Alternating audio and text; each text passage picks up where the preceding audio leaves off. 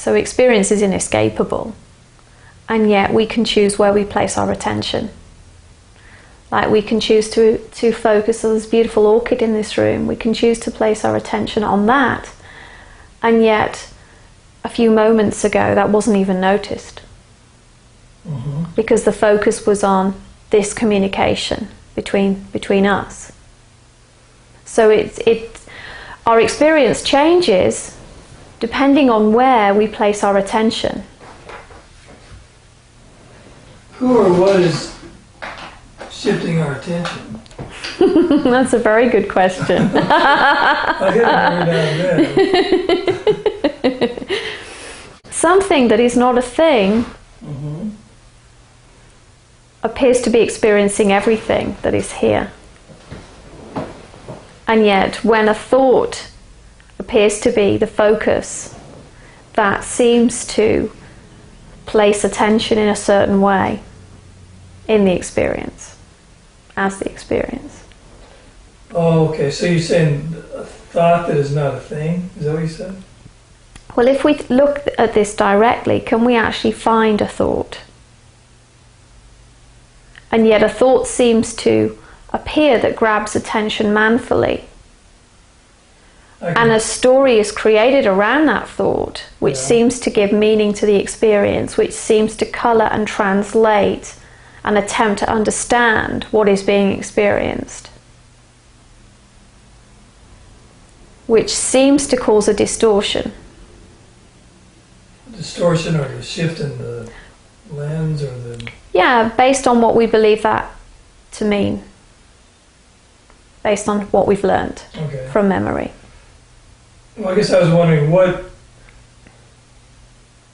there's some way we are able to shift our awareness around. Like I can shift my awareness to the outside of the room or behind me. But what is doing that? Well, that's a very good question. That's the good question.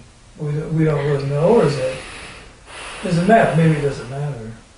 The fact that we can shift our attention and we can place awareness in any place is actually already seen.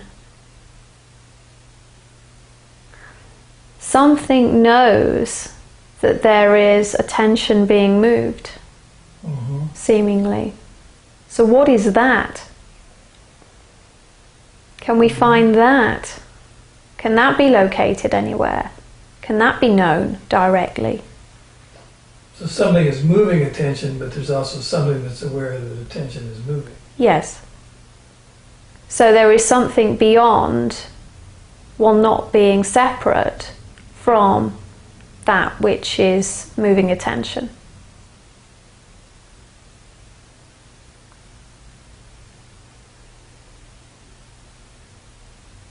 And that's what's being pointed to here.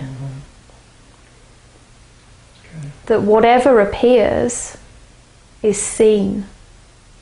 Wherever attention is placed is seen, is experienced, is inseparable from that which is experiencing it. Can we find the experiencer? I think the right answer is no. But without going to the mind in our direct experience now, can we find the experiencer? There is awareness and there is experience. Without awareness, no experience.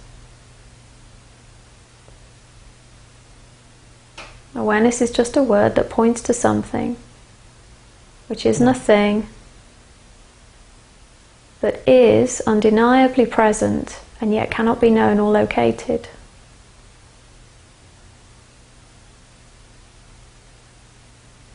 So what I do is I stop confusing myself with thinking that I know what that is, or what that even could be.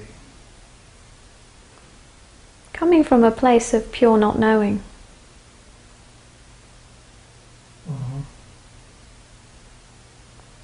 Where is the experience of us sitting in the other room a few short moments ago, talking, drinking coffee.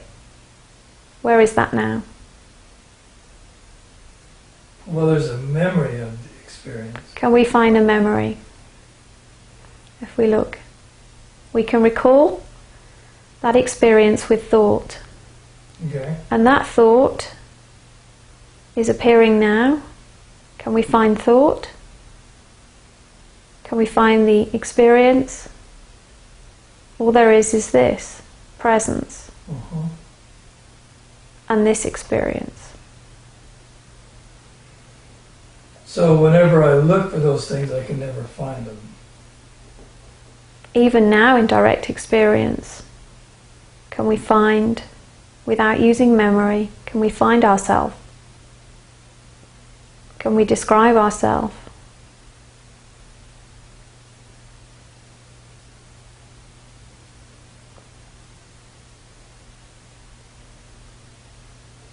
Well, I feel a heart beating.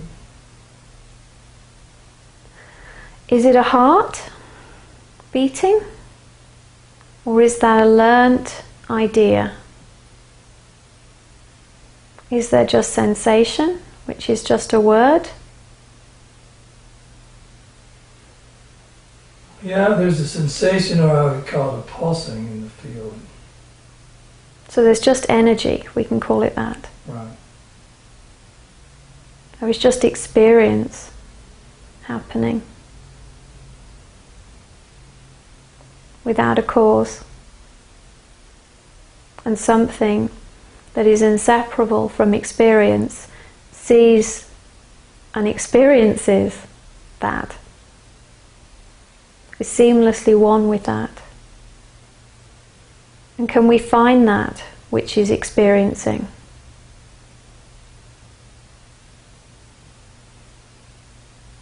If we really look closely.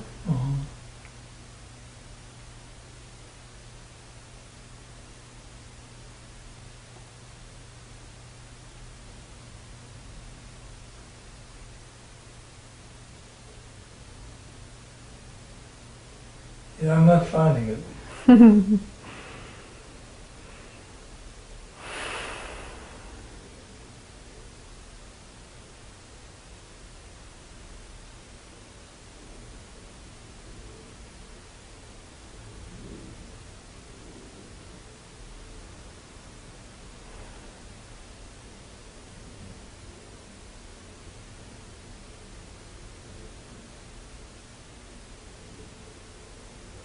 In any moment, we can drop descriptions of the mind, and we can simply recognize that something is experiencing, something that isn't a thing is experiencing.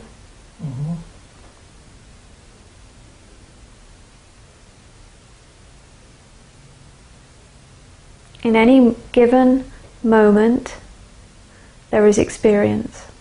And there is something that knows experience, something intimately experiencing that can't be separated from experience, that knows experience, that is experience.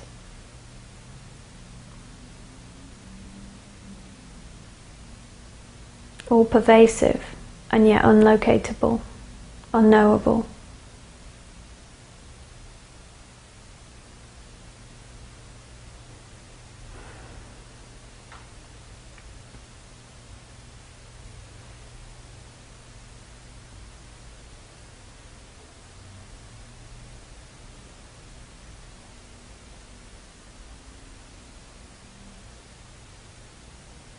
If we can step back into that, which isn't a doing, it's really the absence of all doing. Step back into the knowing? Into the not knowing, we could say. Okay.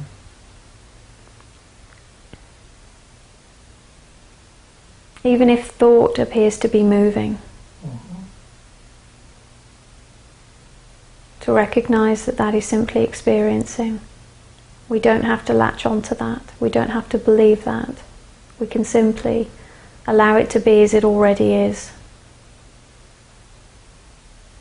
with no labeling, Just allowing what is already allowed, what is already the case, to be as it is, without interpreting, without translating what we think that experience means to the idea we have about who we are. Without relating that to the idea of who we think we are? Yes. Okay. Right, there's something that keeps wanting to come back and do something with it. Or Yeah, and just simply allow that. Because it's already allowed. Allow it to be as it is. Even the struggle, the resistance, the striving to understand. We can just allow even that. Right, it is like all of that's happening after this. Doesn't it? We could put it like that. Right, okay. But it is inseparable from this. Can we separate that from this? It's like trying to take blue out of the sky or salt out of the sea. Because it's just this. It's pure experiencing. And something that is nothing intimately knows that experiencing. It is itself. Mm-hmm. So right now it seems like there's like a vast openness or peacefulness. Tangible, right?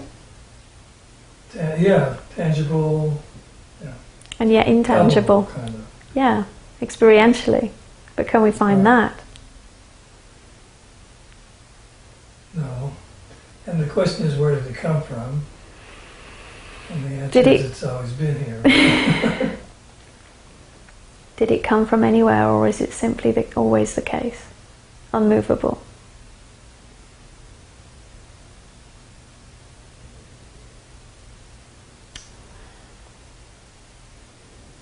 Is it coming from anywhere? Is it going anywhere? No.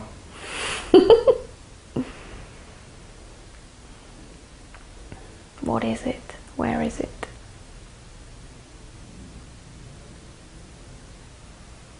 Who knows the answer? Who wants to know? Well, that's one of the things I'm kind of struggling with is it's like there's nothing that even wants to know. Like we carry on. Yeah.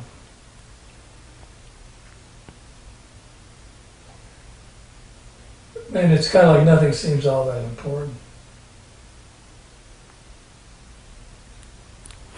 So